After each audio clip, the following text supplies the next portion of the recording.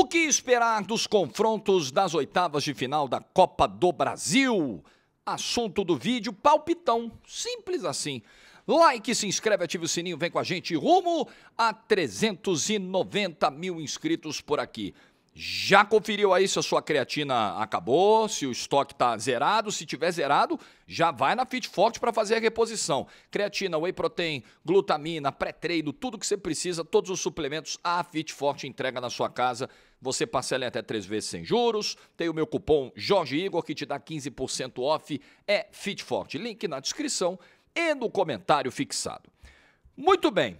Vou abrir aqui a tabela da Copa do Brasil, diretamente do site da Confederação Brasileira de Futebol, e vamos começar a palpitar. Estamos nas oitavas de final, e as oitavas de final começando com o confronto entre Botafogo e Red Bull Bragantino. É o único jogo de hoje, inclusive, né? O vídeo está saindo bem em cima da hora, mas obviamente gravado antes. Vale fazer essa projeção aqui. Primeiro jogo, Rio de Janeiro, segundo jogo, Bragança Paulista, dia 6 de agosto. Então, Botafogo decide fora, o que não tira, a meu ver, mesmo assim, o favoritismo. Verdade que o Botafogo, ele tá jogando de novo esse jogo de montar um segundo time no meio da temporada. Ele faz uma janela de 500 milhões de reais no início do ano, mas um início de ano muito confuso, né? Onde o Renato Paiva só chega no Carnaval. Tem Recopa e tem Supercopa do Brasil, o Botafogo meio que joga fora, um planejamento muito zoado, mas mesmo assim gastou muito. E agora na janela de meio de ano continua gastando, né? Acabou de trazer o Danilo, um reforço espetacular para o meio campo, trouxe Arthur Cabral, trouxe Correia, Montoro, esses já foram até para o Mundial de Clubes. Trouxe um treinador novo agora, novo do clube e novo como treinador, o primeiro trabalho dele, que é o David Ancelotti, o filho do técnico da seleção brasileira. Então tem toda uma problemática aí. Esse time ainda vai ganhar forma, cara, corpo, né? O próprio trabalho do Ancelotti, a gente ainda vai entender qual é o norte. Já foram pontos perdidos em casa, pelo menos 4 pontos perdidos em casa do Campeonato Brasileiro. Então, é um time que está se acertando. Mas, obviamente, tem um time de mais qualidade do que o Red Bull Bragantino, tem mais investimento e mais ambição. Acho que o que pega muito para mim do trabalho do Red Bull Bragantino é justamente essa impressão que o projeto passa de que título é um negócio assim absolutamente secundário do projeto. O projeto é vender latinha, né? E nisso eles fazem muito bem. O projeto é consolidar a marca e eventualmente ter algum lucro ali com negociações e tal, mas nada além disso. De qualquer maneira, o Red Bull Bragantino decide em casa. É um confronto onde ele pode tentar alguma coisa, mas eu acho que o Botafogo é favorito aqui. Acho que o Botafogo avança e o Botafogo ele precisa tratar a Copa do Brasil. Eu não sei se obsessão é o melhor termo, mas o Botafogo precisa botar muita energia na Copa do Brasil, porque ele já ganhou a Libertadores, que era o título internacional que ele não tinha. E ele não tem Copa do Brasil. E, aliás, ele tem um histórico muito negativo de eliminações muito traumáticas de Copa do Brasil. Então, eu acho que é o momento do Botafogo virar essa página. E no melhor momento da sua história, com investimento, com tudo mais, com o Textor agora dizendo que vai colocar todas as suas energias no Botafogo, vai porque deu ruim lá no Lyon, né? Deu ruim lá no Lyon. Porque a gente sabe como é que era a prioridade aí. Mas, enfim, que o Botafogo se beneficie disso de alguma maneira. Muito bem. Vamos falar aqui dos jogos da quarta. A maioria dos confrontos, quarta-feira. Então, nós vamos ter aqui, ó. Deixa eu falar das 7 da noite. CSA e Vasco. O primeiro jogo, Rei Pelé. Segundo jogo, São Januário, dia 7 de agosto. Muito difícil a gente falar do Vasco, porque é uma equipe que vem enfrentando seríssimos problemas financeiros, administrativos. Dentro de campo as coisas não funcionam muito bem, né? Até mesmo aqueles jogadores que em vários momentos salvavam o Vasco. Hoje, né, por exemplo, o Verratti hoje. O Verratti hoje é um jogador que tem mais atrapalhado do que ajudado. E é duro dizer isso, né? Porque ele salvou o Vasco tantas vezes. Mas é uma situação delicada, né? Nesse momento, a situação que vive o Vasco. O trabalho do Diniz, ele deu ali uma impressão inicial de que a coisa ia andar e meio que deu uma estagnada com zona de rebaixamento. Até porque o elenco tem pouquíssima margem para evolução, para ser muito justo. E o Vasco vai pegar o 9º colocado da Série C. Em condições normais, quando você tem um abismo de 2 divisões no confronto, e esse confronto sendo decidido na casa do time da Série A, em São Januário, na casa do Vasco, Eu vou dizer para você aqui, Vasco é favorito, mas não vou chegar favoritaço, não. É aquele favorito assim, não é de boca cheia, favorito. Acho que o Vasco passa, mas o Vasco não vem jogando um futebol ou não vem fazendo uma temporada assim de extremo brilho. Vale lembrar que o CSA eliminou o Grêmio.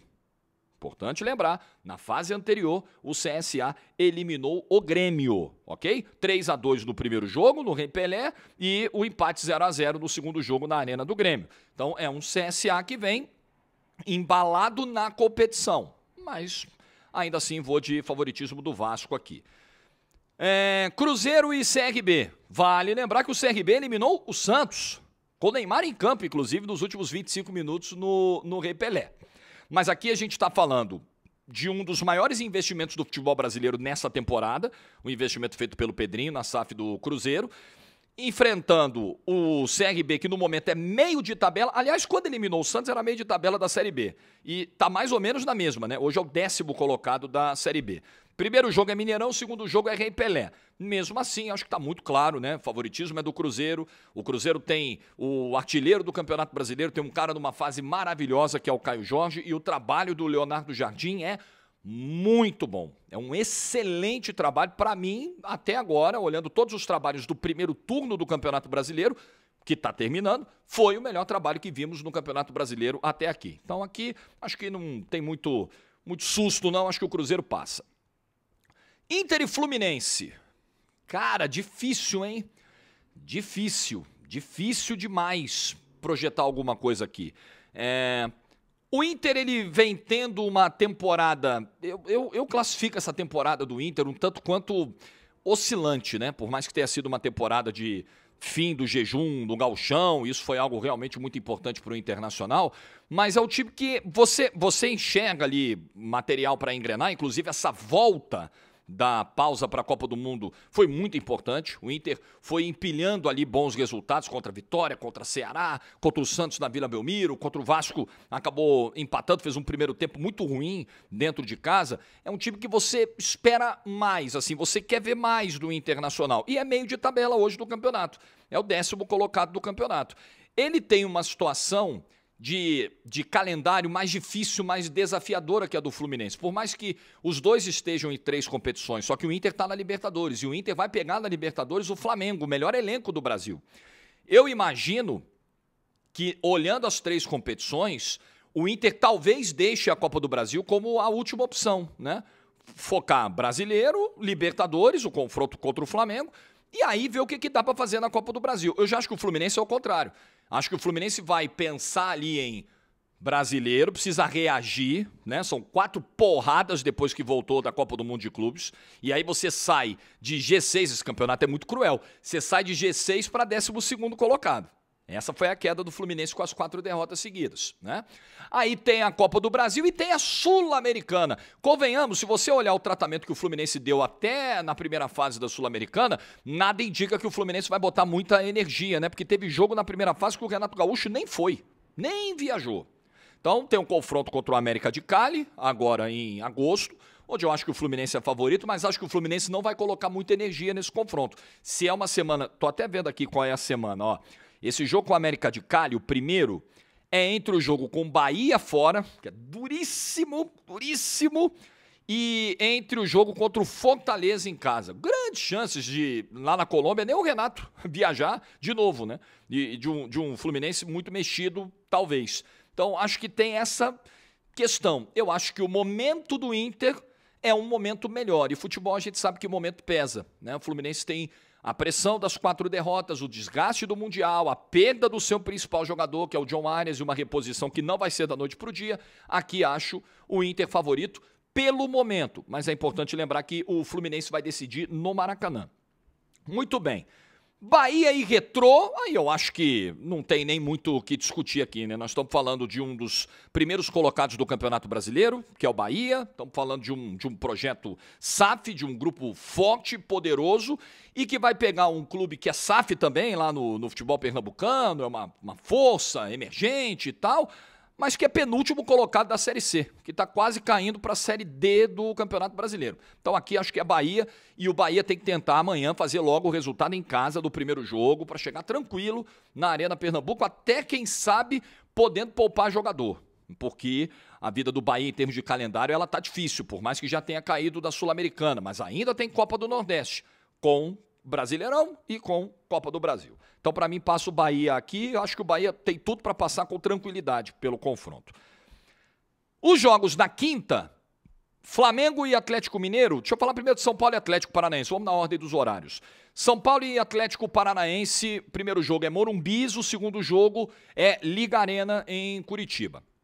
Evidentemente que é uma temporada em que o Atlético Paranaense está na Série B e muita gente não tem acompanhado, não tem visto aí o retrospecto do Furacão. O Atlético é 11º colocado da Série B. Nesse momento, é porque está tudo muito achatado. A distância de pontos dele para a Chapecoense, que é a quarta colocada, é de 5 pontos. Lá está todo mundo com o mesmo número de jogos, não está essa salada que está a Série A. Já acabou o primeiro turno, inclusive. Já vamos para a 20ª rodada, o campeonato já está na metade. O Furacão tem mais derrota do que vitória no campeonato. São 7 vitórias e 8 derrotas do Atlético na Série B.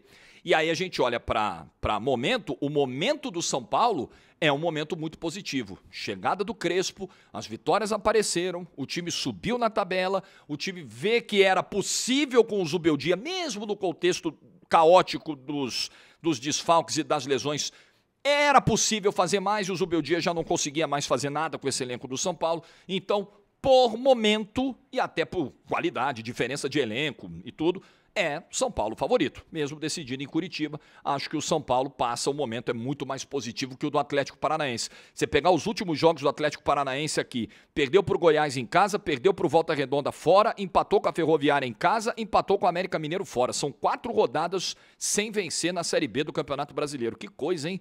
Que coisa o Furacão, cara. Talvez não volte no primeiro ano. Que loucura. E Flamengo e Atlético Mineiro.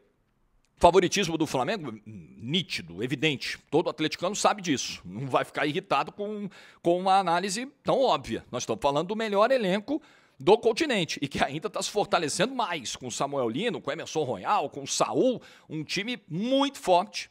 Agora, o Atlético mostrou no domingo que é possível competir e voltar vivo para Belo Horizonte. É possível. É possível. Tirando o Flamengo de dentro da sua área, evitando o bombardeio ao Everson, levando o time para os lados do campo, fazendo a marcação inteligente que o Atlético fez, com perseguições e com deslocamentos, dá para você sustentar um bombardeio contra uma equipe que tenta sempre ser propositiva, bombardear os adversários, mas os adversários estão percebendo, encontrando maneiras de neutralizar ou de diminuir esse impacto de 15, 20 minutos em que o Flamengo tenta ser avassalador. Essa é a chave para o Atlético deixar a coisa viva para a Arena MRV, para outra semana. O Flamengo pega como exemplo a Copa do Brasil do ano passado. Ele abriu 3-0 no primeiro jogo. Depois teve o gol do Kardec, terminou 3-1. Mas o Flamengo no ano passado, na final contra o Atlético, já foi campeão do Maracanã. Ele já saiu do Maracanã campeão. Então, é o que ele vai tentar fazer na quinta-feira, é sair do Maracanã. E esse eu acho que é o desafio hoje para o trabalho do Felipe Luiz.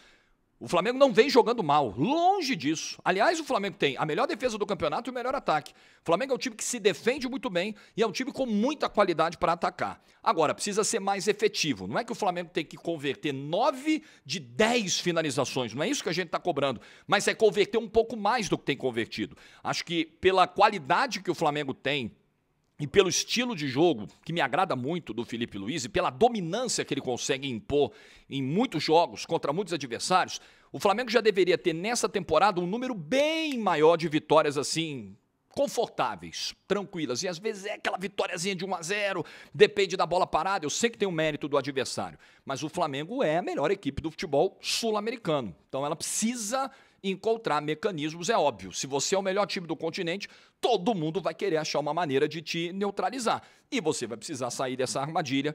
Essa é a grande missão para o Felipe Luiz. Peças ele tem e competência, óbvio, ele tem de sobra. Aqui, acho que passa o Flamengo, apesar de ver o Atlético com alguma chance de competir. Mas a qualidade do Flamengo hoje é bem maior que a do Atlético, que é um clube hoje, né, meio perdido, uma SAF zoneada, né, com jogadores com limitações, né? Enfim, se a bola não caísse no pé do Rony, caísse no pé de um jogador com mais qualidade, ou se tivesse sido contratado um jogador com mais qualidade do que o Rony, talvez a história do jogo de domingo teria sido outra, mas enfim, é o que o Atlético tem.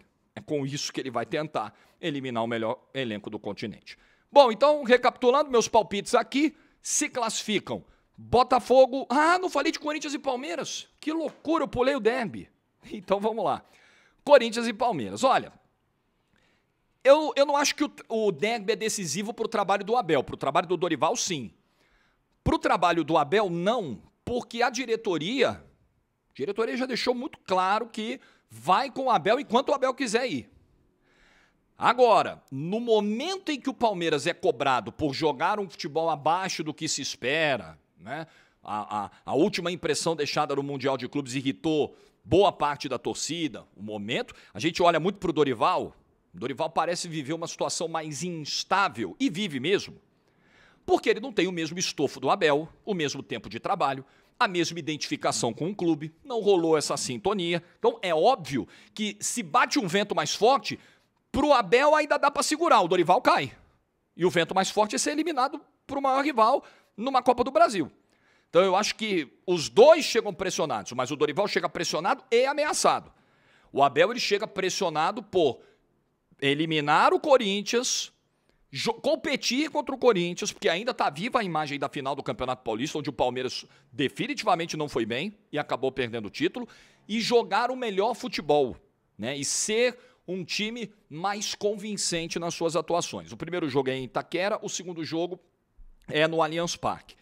Olhando a temporada de cada um, né, vejo ainda o Palmeiras com mais condições. Ainda, até porque nós estamos falando de um elenco que se qualificou, nós estamos falando da chegada de um Vitor Roque, por exemplo, e um Corinthians hoje com muitos problemas políticos, administrativos, com o salário atrasado. Isso entra em campo. Claro que é um clássico, que, como gosta de dizer o Mauro Betting, é o que iguala os desiguais. E a gente sabe, né, que isso realmente acontece, a gente sabe como é a história desse derby.